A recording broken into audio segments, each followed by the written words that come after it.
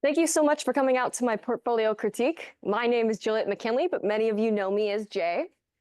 And a little bit of context about me is my creative technologies journey began when I was in 10th grade touring colleges. Now, I had a very unique criteria for a program I was looking for. I wanted something that would allow me to integrate art and engineering. But I found when touring different colleges, those worlds barely mixed. The engineering was on one side and art was on the other, and you rarely got to work with the two. So then I came to Torberry, and I kind of told that spiel to administrators and other students, and everyone went, "You have to go check out Hackberry Lab. You have to go check out Hackberry Lab." And I didn't have a tour schedule that day, so I met with Dr. Grout, who gave me a personal tour. And ironically, Mariah was there and actually gave me some insights on some of the projects she was working on. And then they said, "You should come back for a hackathon." And I came back and got to make one of the infamous keychains. And I've always wanted to learn how to solder. So that project sold me a little bit. And then I looked around at an array of different projects and saw someone painting. And I immediately knew that this was the program for me. I'm a creative technologies major and a studio art minor. My theme today is augmenting interactive animated artworks with illuminated technology. Now, what on earth does that mean, and what can you expect from these projects? As an artist in creative technologies, I have learned to use technology as an artistic medium. The projects you're going to see today are artworks that incorporate elements of animation and light up technology, as well as being interacted with. When a user interacts with these projects, it ultimately changes their design. So the first project I want to talk about is from the physical computing course, which I really love that course because one of the main aspects of the course is learning how to code NeoPixels with Arduino. And for my final project with that course, I created an interactive puppet of Bill Cipher, the antagonist from my favorite cartoon, as I love to incorporate cartoon media in a lot of my work in creative technologies. So in the Intro to Prototyping course, I had bought a 8x32 NeoPixel matrix for a previous project. And as Zane mentioned, a lot of Intro to Prototyping projects, you don't have a strong fundamental knowledge of how to code on Arduino yet, and you use strand test, which is basically what I used for that first project. But equipped with the knowledge I learned from physical computing, I was now able to write and understand Arduino code. But this is a NeoPixel matrix, where a lot of what we learned were NeoPixel strips. A NeoPixel matrix is basically a bunch of NeoPixel strips, but they're all laid out together. So I did additional research to find Fast LED, which was an Arduino library that would allow me to basically use this as a way to animate on. And one of the big aspects of Bill Cipher from Gravity Falls is he tries to get characters to shake his hand. And I wanted that to be incorporated in the interactive part of this puppet. So I incorporated a button in its palm that when you shook its hand, it cycled through one of 4 emotions. And using light, I really wanted to capture an animated way of this light to move. So when you press the button, there's one of 4 emotions where he's either his normal idle, one where he's kind of, "I don't really care that you took this deal," one that he's ecstatic he convinced you, and one that even focuses on where your hand would be, where he's very angry with you as he's an antagonist from this show. One of the biggest impacts of this project is this was ultimately the crazy juice that I drank. This was the first project that allowed me to incorporate my love for animation and light and even artwork, where this is a sculpture, and I knew I wanted to do more of this with creative technologies. Speaking of LED grids, we have the Prism Pixel display that I created in Advanced. It's a custom interactive animated panel controller controlled via the WLED phone application.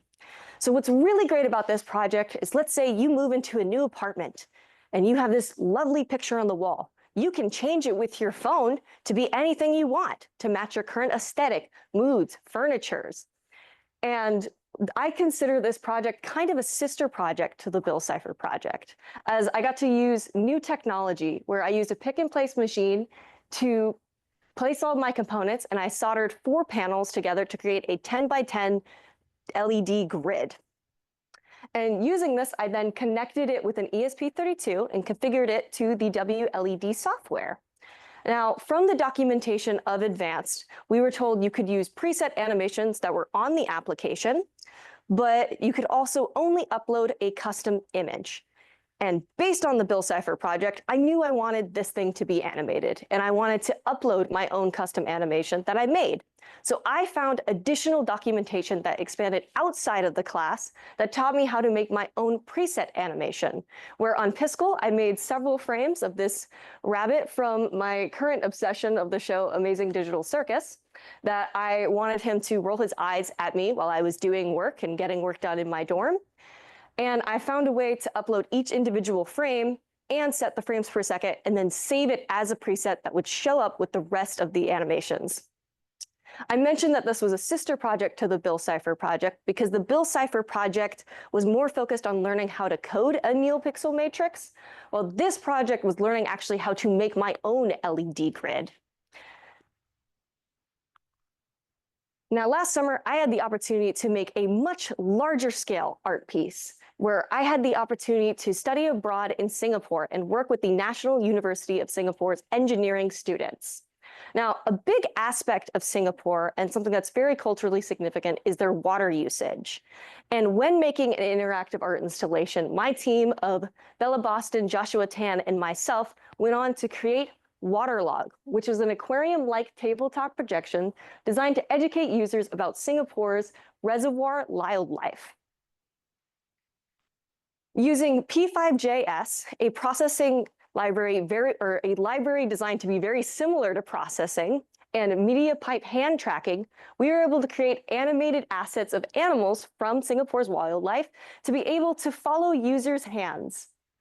And a unique feature about this is you may notice that there's lots of food on this table. So if you dragged your hand across with a little fish that would follow it, it would then bring up a pop-up that would educate you about one of the animals displayed in the reservoir. An additional feature is otters are quite elusive in the reservoirs. So you actually need 4 hands on a table to get an otter to start to interact with you. This is a really unique feature because it actually encourages people to interact with the table and slowly discover this. Maybe grab a friend to be like, hey, come check out this table. I actually need this otter. This project was really unique because not only did I get to go abroad for the first time ever, I had to be very sensitive to another culture's problems. I also found that by creating an immersive art experience in a fun and engaging way, it made learning so much more approachable. You're more likely to memorize or learn from touching this table than just Googling facts about Singapore's reservoir. Another thing about this project was that it started to get the gears turning for what I wanted to do for my capstone. So a little bit of context about me. When I was 13 years old, I was diagnosed with hemiplegic migraines. Now, what that means is I have migraines that are debilitating, but also exhibit stroke-like symptoms. I go numb on one side, my face droops, my whole left side has tingling sensations, and I often have ocular issues. Now, after the initial migraine passes, I still have residual side effects, often with tingling in my left hand and ocular issues. Now, being that I've had this medical condition for almost 10 years, I've learned to mask it. And a lot of people don't necessarily recognize the signs as I accommodate for them in my daily life. This has led to some very interesting interactions where a lot of times people will downplay or not recognize my medical condition, often because a lot of people have preconceived notions of what a migraine is, just a bad headache and not a debilitating condition. This leads it to be categorized as an invisible medical condition. Now, as a little kid and as I started to grow up with this medical condition, I really turned to art as a way to cope. And I also found that by drawing, it helped me regain fine motor skills. And then when coming to college, I got to meet a lot of peers with invisible disabilities and medical conditions. And I heard their experiences and how they had similar dismissive experiences where people didn't really believe them because they were too young to be sick. Compiled with what I learned from Waterlog, I then went on for my capstone project to create resilient strokes. an interactive art installation that advocates for invisible disabilities and medical conditions. The scope of this project expands to basically creating an interactive art experience that could house at least 200 people, be 2 hours long, and could be replicated at another venue at a later date. One thing I would also like to point out is with Zane's help, I was able to get this event to be approved as a Berry College CE credit. So my first design goal was Resilient Strokes event would offer different perspectives and points of views on invisible medical conditions and disabilities. The event actually started with a speech or an introductory speech from Katrina Meehan, the Academic Success Center's Accessibility Director, where she gave an introductory speech that highlighted what an invisible disability was, a medical condition was, why it is important to be empathetic and how impactful these disabilities can be on everyday life. She also included statistics from Berry College showcasing that 1 in 10 Berry students may have an invisible disability. But she also emphasized just because a student or a person may have an invisible disability or medical condition, that doesn't mean they can't go on to create great things. When participants entered the event, they received 2 things. One being a liability waiver that allowed them to participate in the interactive portion of this event, and the Resilient Strokes Unseen Narrative booklet. This booklet showcased individual stories of people living with invisible disabilities and medical conditions. By having this booklet, it personalizes these experiences and shows the resilience of the individuals showcased. It also shows a wide range of what invisible disabilities can look like. My second design goal was the event would allow participants to safely experience the loss of fine motor control while performing a dexterous task. I mentioned before, with my invisible disability, I struggle with mind motor function. And I also realized from other people that I talked with who also suffer from invisible disabilities, that that's a common theme. A lot of people struggle with their body fighting against them. To simulate this for the interactive part of the installation, I had 6 stations that were actually to the left of you. The first 3 stations utilized a TENS machine, which is a transcutaneous electrical nerve stimulation machine. That's a lot of words to basically say when the TENS machine was hooked up to a participant, they would experience their muscles contract involuntarily or cause their hands to shake, while also causing a mild discomfort sensation or a tingling sensation. While hooked up to the machine, they were met with an operator who was trained in safety procedures and knew what the machine was like and knew when to shut it off. There was also a max setting. They were then trying to paint a provided silhouette. So it was kind of an abstract shape and they had to fill in the lines.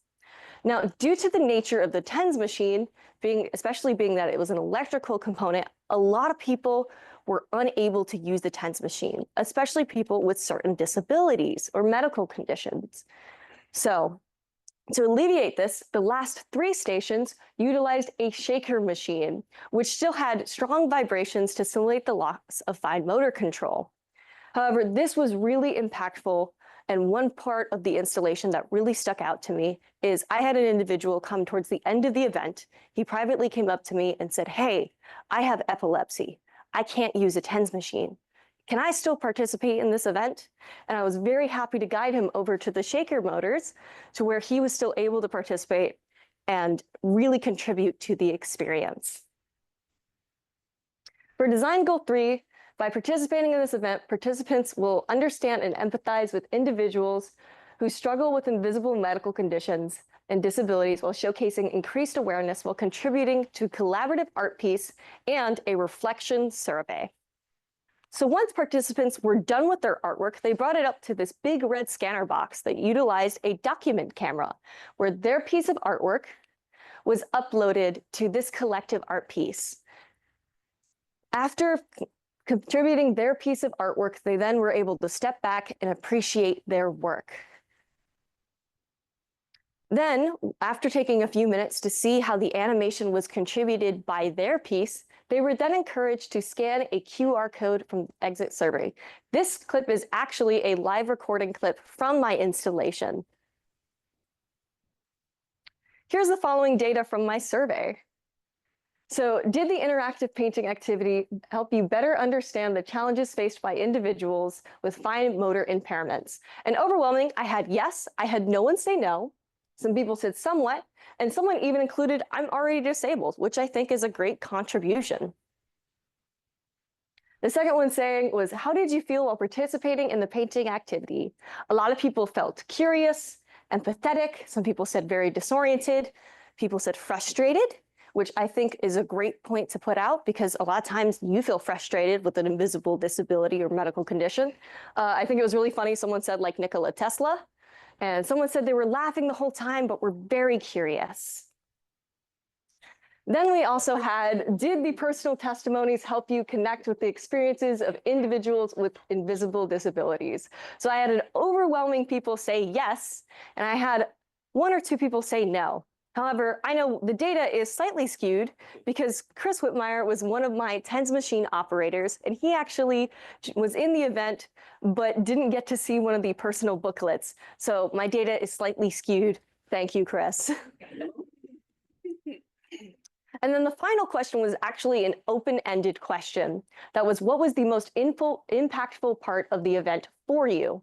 And I had divided these up into categories based off of what people had put for their quotes. We have testimonies, participation, visual aspects, speech, and emotional impact. Most people said that participation was the most impactful part for them, with a whopping 41.8% people stating that.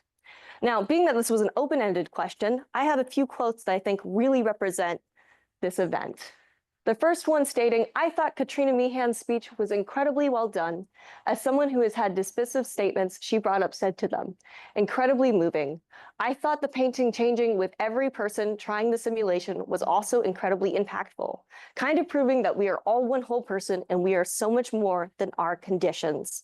I think this really showcases what I was really trying to accomplish with the collective art piece. Another quote stated that the testimonials were really impactful for them because they actually knew a lot of people on campus and had no idea they had an invisible disability or medical condition. And then finally, someone stated that trying to do something as basic as coloring with the lines felt like a real challenge, that I had to think really hard. It made me feel empathetic for those who have to endure such hardships on a daily basis. Based off of the research from my survey, I can very proudly say I accomplished all three of my design goals. What's next? Well, I am very much looking forward to graduating with my twin brother, as I have been informed we are the first twins to ever graduate from Creative Technologies at the same time. And for the record, he came to Creative Technologies because of me. And I am very excited to be going in the fall to human-computer interaction with Georgia Tech, where I hope to continue to create really cool, impactful art pieces. But for the summer, I get to relax a little bit, make some pottery, and work as a STEM tutor. Thank you so much for coming out today.